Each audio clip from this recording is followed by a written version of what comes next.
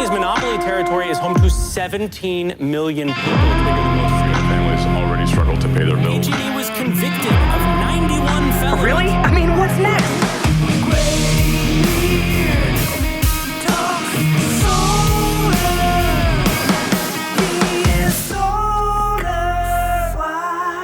Welcome to the Graybeard Talks Solar YouTube channel. I'm so glad you're here. This is a place where we talk about solar every single week.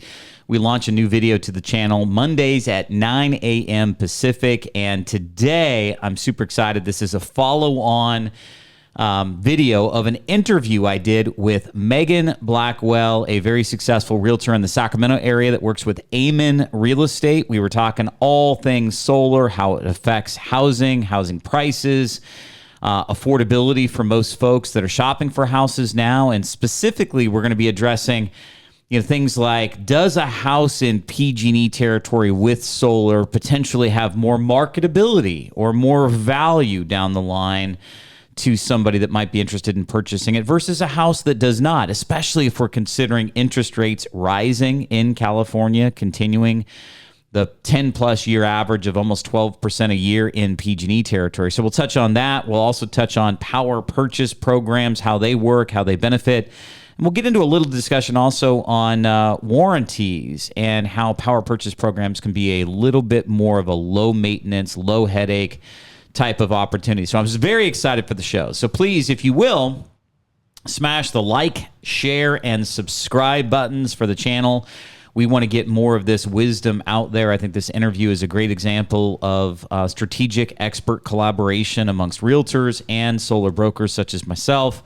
I think you'll gain a lot of knowledge and information out of it, and we would love if you could share it with others. But before you do that, why don't you test us a little bit, try us out, take a listen to this next video and this interview I did with Megan. I think you'll enjoy it very much. So thank you again for joining the channel, and hope you get a lot out of this. Here we go. I want to switch gears a little bit. Let's talk about timing. Trump's new tariffs, kind of the talk of the town, right? They just went into effect. Can't escape it. It's everywhere. No. How could this impact solar pricing moving forward, in your opinion? And obviously, it seems like that's similar to the solar coaster. It seems to change every day, right?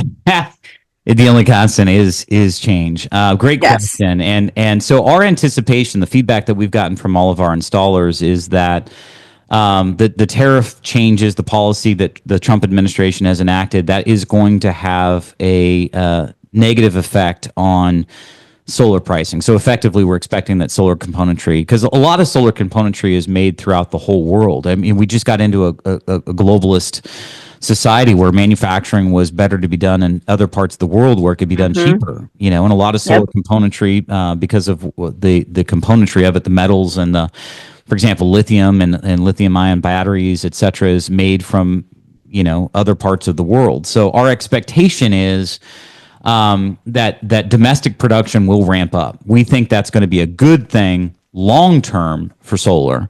But right now, the expectation is in the short term, we are anticipating pricing increases of some solar componentry and to varying extents, and it depends on the installer. So back to kind of the differences between installers. If you're an installation company, a mid-level installation company, you'll probably pick a panel that you want to use as your base system, because if you can buy those panels in bulk, you'll get better pricing on them. So what you don't want is a menu of 10 different manufacturers, 10 different panels, that kind of a thing, because you can't control pricing as much because you can't buy in volume. So depending on the installer, our expectation is some of our installers are going to be more exposed than others may be, depending on what their base system componentry is. Again, not for the faint of heart. This is another reason why, selfish plug here, I think that our value of advocacy to a homeowner and knowing the differences between these installers and where they're sourcing componentries and parts then helps us. But here's the quick answer. Solar will never be cheaper than it is right now. It'll never be cheaper for your audience, for your listeners, for my listeners. It'll never be cheaper than it is right now. My expectation is the only constant is it's going to change and it's going to continue to go up. And the good news is, though, let me leave you this. It's it's going to increase in cost, but not nearly to the same extent that we expect utility energy prices to increase in cost. So solar's always going to be cheaper.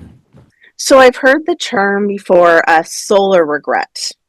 How do you help clients avoid that? And what is it in your opinion?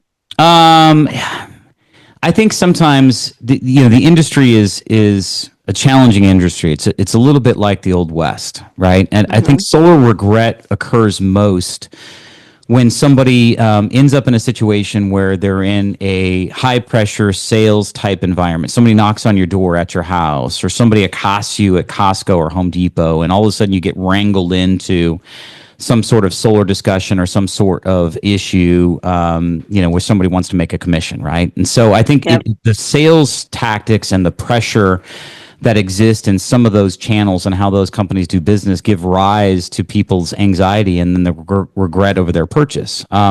Solar works, so I don't think that people regret the fact that they've gotten it, but I think that they regret maybe what they paid or the price that they got for it. So how we avoid that is, number one, this show right now, I'm doing education to people that's non-threatening. Okay. I'm providing an education opportunity for our audiences to listen in and gain some understanding, some knowledge, and maybe some wisdom in the process without being accosted at their front door or while they're trying to shop for groceries. So number one, the barrier to receiving the information is lower. You're not on guard or defense.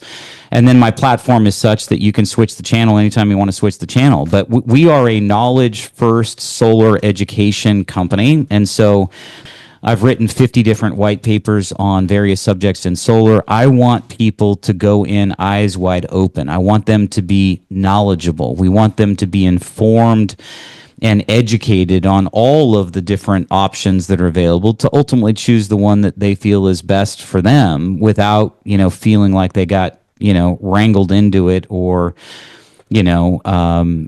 accosted somehow and had to make a decision, One thing that I know for a lot of people who are looking to put on new systems is the hesitancy, or I guess we'll call it the urban myth, that putting on solar means you need to wait until you're going to put on a new roof, because if you have to replace your roof, again, urban myth, voids the warranty on the solar, etc. Or the misconception that putting solar on your roof can cause leaking, that kind of thing. Can you get into a little bit about those misconceptions for people who are considering putting solar on their roof? Yeah. So number one, I think people have a lot more fear and trepidation regarding, installing solar or replacing their roof than is necessary. So let me give you an example. Here's my rough rule of thumb. If you've got 5 years of roof life left or longer, okay, then to me, it still makes sense to install the solar now without having to replace the roof, because effectively what you're going to be able to do is the savings that solar would achieve would make the panel removal and replacement after a roof small in comparison. So in other words, right now it's about $150, depending on the installer, about $150 a panel to remove panels and reinstall them after a re-roof. Okay. So let's say somebody's got a 20 panel system. Okay. So let's say it's $3,000 for them to remove the panels and then, after the house has been re-roofed, professionally install them back in to preserve your warranty. $3,000 is not a lot, but if I can cut somebody's, utility bill in half, let's say their current utility bill is, $400, and, with the power purchase program, we're able to drop it to $200 now, and they didn't have to buy it, right? That's $2,400 a year in savings. You fast forward 5 years, that's what, $11,000, some variation of that, close to it.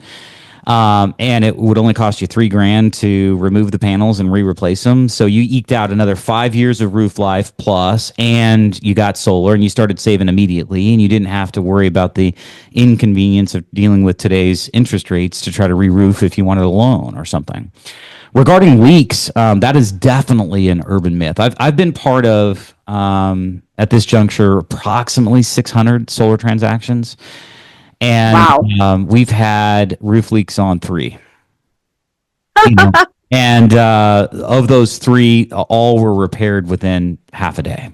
4 or 5 hours. Wow. It's not nearly as common as what people think it is. Let me just put you to that. It's a common question. It's a common concern, but it's not what we live in the business. It's not. It's evolved so much, especially when California started mandating new solar on new construction homes. It's just very commonplace now. We can do it on cement tile roofs. We can do it on I was just going to bring that up. Are there any roofs you can't install solar on? Stone coated metal. I bet about the only one that you can't put, is Spanish tile, like S curved Spanish tile. Like my house in Forest Hill, comp shingles got to go below it because you can't, with Spanish clay tile, there's just no mounting that's going to preserve that. So in that situation, what you do is you re-roof the roof just underneath the solar panels to include a comp shingle roof instead, to where when you look at it, you don't even know that it's comp shingle underneath of it because they do all the edging, right up to the existing panels. But no,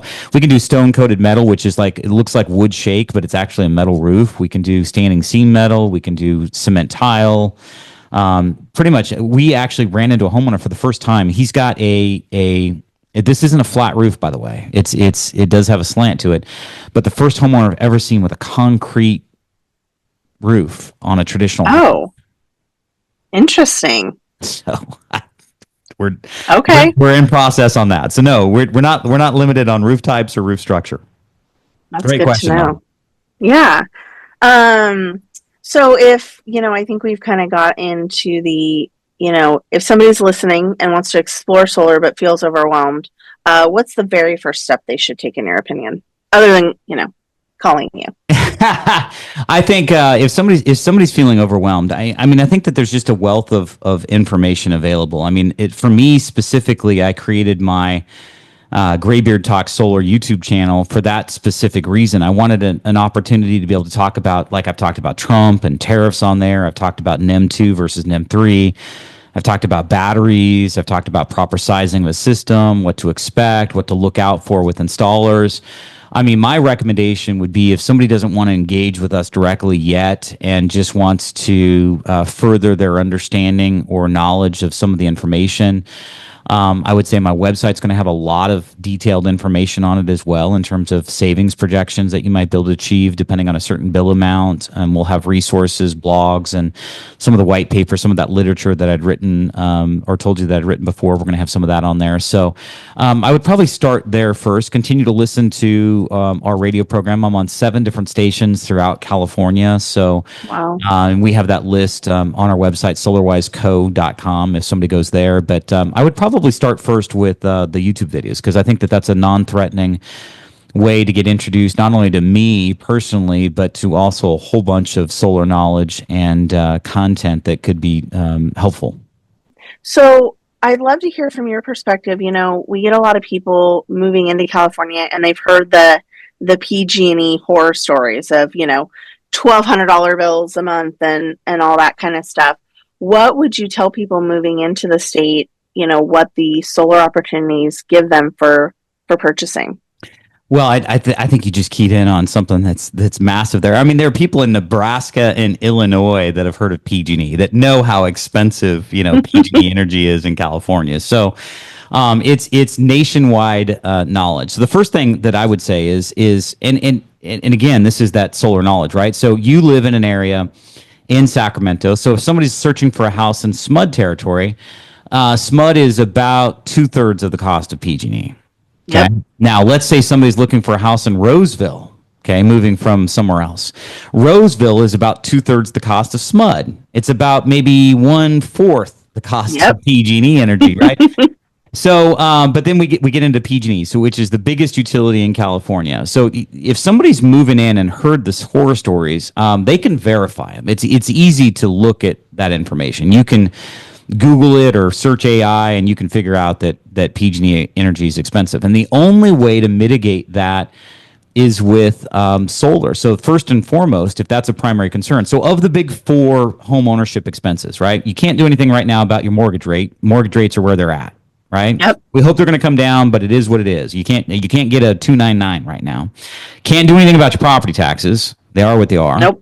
Can't do anything about hazard insurance if you can even get it. It's getting more Yep. and more rare, and I blame PG&E and other utilities for that.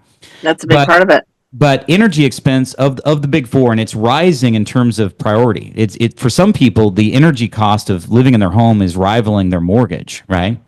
So it's the only thing that can be mitigated that the other three can't, and it's mitigated with solar. That's the only way. There is no other way. So number one encouragement to somebody that's moving into the state is, if you're looking for houses in PG&E territory, I would definitely want you to consider looking at houses that are currently have solar benefiting them. And I would specifically look for solar houses that are NEM 2 solar houses. So that full value, dollar for dollar production benefits you get, where the utility acts like a battery for them. Homeowners that installed solar as part of NEM 2 are grandfathered into, and a new purchaser would also be grandfathered in for 20 years past when that system went live. So if somebody got solar in 2020, they're good on that one-to-one relationship with PG&E through 2040. And it doesn't matter if they're the homeowner or they sell the house to someone else. So those systems, I would argue, are potentially more valuable than a current newer home with new solar where it's 75% reduced and it has batteries, unless somebody wants battery backup to go along with it. But the encouragement would be that they look at houses with solar. Stated differently for you and your audience and what you do in real estate, here's what I've begun to say to people.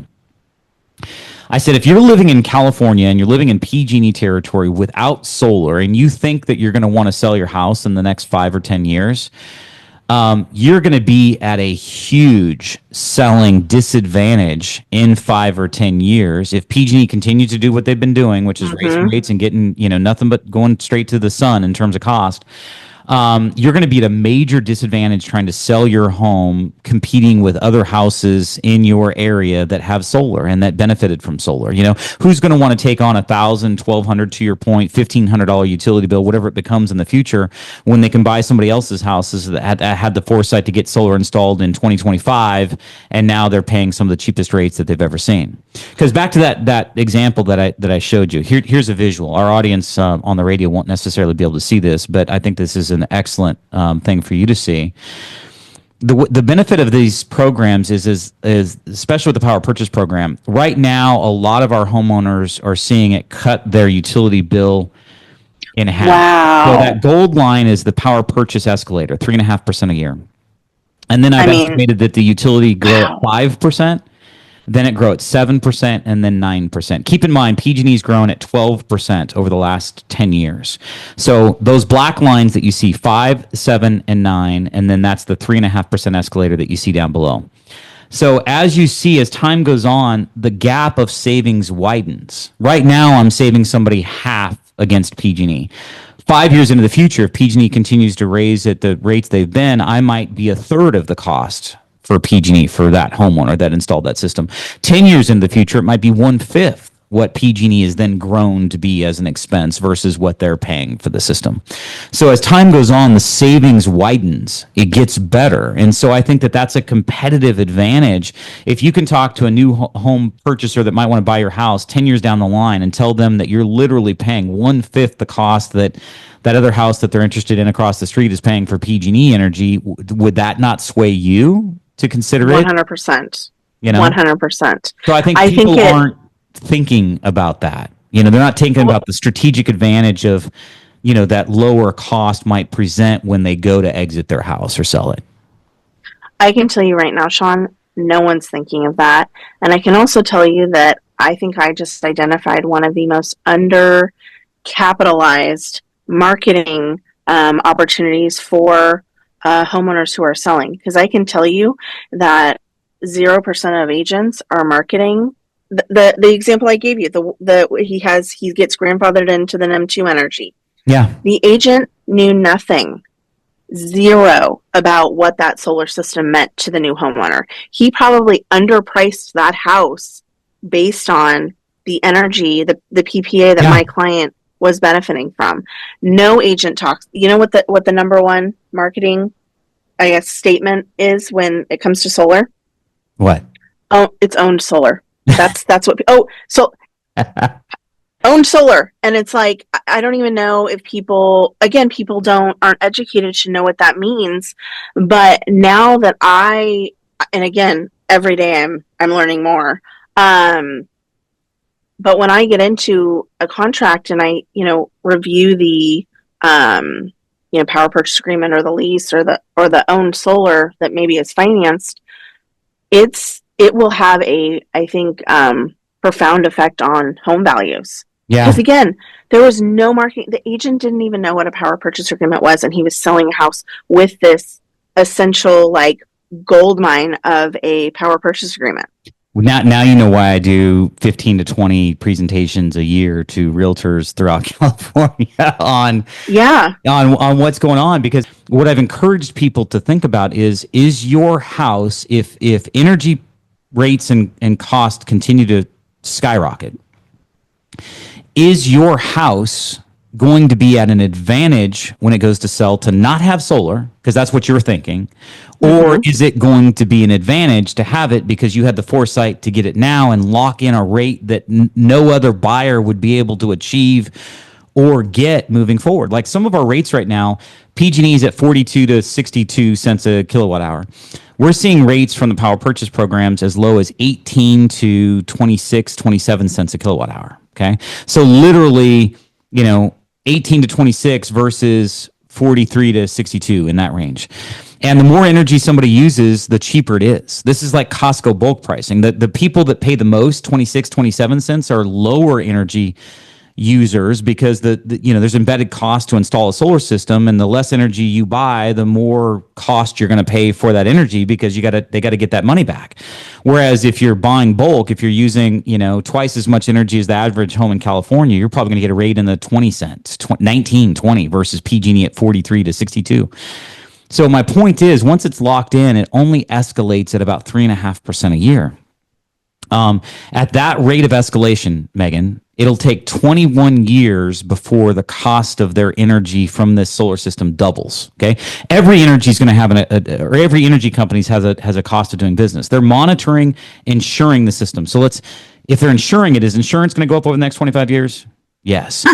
Are people costs going to go up over the next 25 years to monitor the system and check on? Yes. Is replacement costs going to go up? Yes. They're going to have to replace the batteries, which we already talked about. Yes. So that 3.5% escalator is part of addressing that, right? Mm-hmm. So, but at 3.5%, it takes 21 years before somebody's bill has doubled. Well, I like to say it this way. If right now, today, we can cut somebody's PG&E bill exposure in half, for a system they don't have to buy, a loan they don't have to pay for, that type of thing, and it takes 21 years to double. Think of it this way: it's going to take 21 years before our homeowner that got the solar today pays as much as they were paying for PG&E today. It'll take 21 years before it reaches that cost.